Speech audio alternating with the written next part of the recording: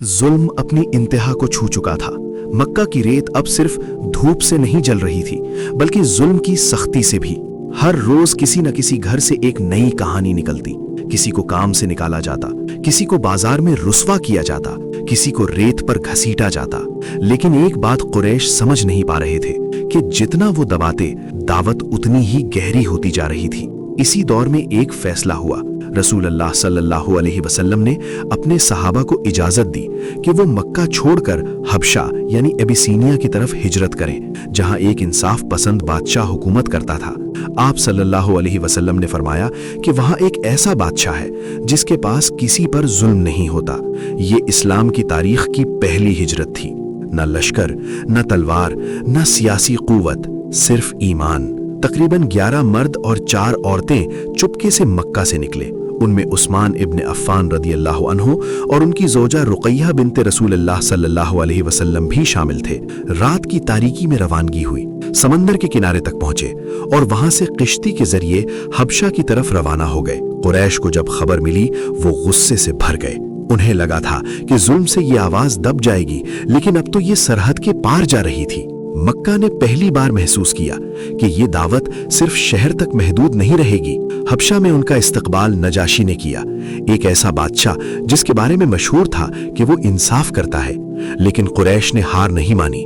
उन्होंने अपने 2 नुमाइंदे अम्र इब्ने अल आस और अब्दुल्ला इब्ने अबी रबिया को तोहफे देकर भेजा ताकि मुसलमानों को वापस लाया जा सके। दरबार लगा। नजाशी ने मुसलमानों को बुलाया और वहां जाफर इब्ने अबी तालिब रदियल्लाहु अन्हु खड़े हुए। उन्होंने कहा, हम जाहिलियत में थे, बुत पूजते थे, बुराई करते थे, रिश्तेदारी तोड़ते थे, कमजोर को दबाया जाता था। फिर अल्लाह ने हम में एक रसूल भेजा। फिर जाफर रदियल्लाहु अन्हु ने सूरे मरियम की आयत तिलावत की। कुरान 19:16 से 36। दरबार में खामोशी छा गई। रिवायत में आता है कि नजाशी की आंखों से आंसू बह निकले और उसने कहा, वल्लाही ये और ईसा इब्ने मरियम का पैगम एक ही नूर से निकले हैं। कुरैश के सफीर नाकाम लौट गए और पहली बार मक्का के जुल्म को सरहद के बाहर पनाह मिल चुकी थी। ये सिर्फ हिजरत नहीं थी, ये साबित करने का लम्हा था कि जब जमीन तंग हो जाए तो अल्लाह जमीन बदल देता है। और मक्का को अब भी अंदाजा नहीं था कि ये तो सिर्फ पहला सफर था, आगे और हिजरत होनी थी।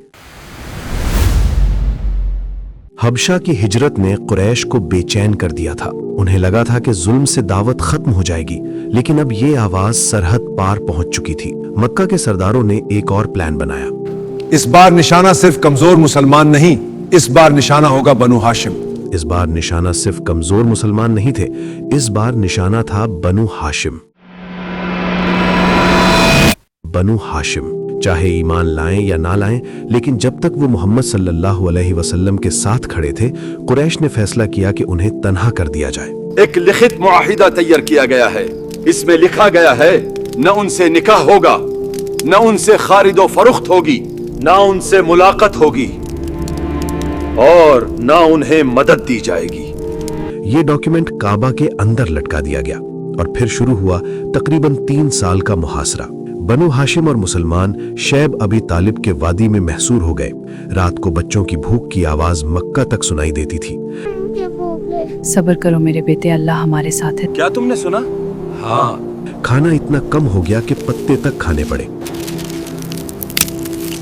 कुछ लोग चुपके से मदद पहुंचाते, जल्दी कोई देख न ले। कुछ लोग जमीर के बोझ से परेशान थे, लेकिन अक्सरियत खामोश थी। ये सिर्फ इकोनॉमिक बॉयकॉट नहीं था, ये सोशल आइसोलेशन था और ये साइकोलॉजिकल प्रेशर था। 3 साल, ना तिजारत, ना निकाह, ना नॉर्मल जिंदगी। लेकिन एक चीज टूट कर भी नहीं टूटी, दावत। इस दौर में कुरान की आयतें नाजिल होती रहीं, ईमान और गहरा होता गया और सब्र एक नई मिसाल बन गया। फिर एक दिन मक्का के कुछ अफराद को एहसास हुआ, ये मुआहिदा नाइंसाफी पर मबनी है। बिल्कुल, इसमें इंसाफ का कोई पहलू नहीं। और वो काबा के पास गए ताकि डॉक्यूमेंट को फाड़ दें। रिवायत में आता है कि जब सहीफा देखा गया तो दीमक ने उसे खा लिया था, सिवाय उस हिस्सा के जहां अल्लाह का नाम लिखा था। बॉयकॉट टूट गया, लेकिन 3 साल का दर्द अपना असर छोड़ चुका था। और इसी के बाद 2 ऐसे वाकयात होने वाले थे जो रसूल अल्लाह सल्लल्लाहु अलैहि वसल्लम की जिंदगी का सबसे सख्त साल बन गए।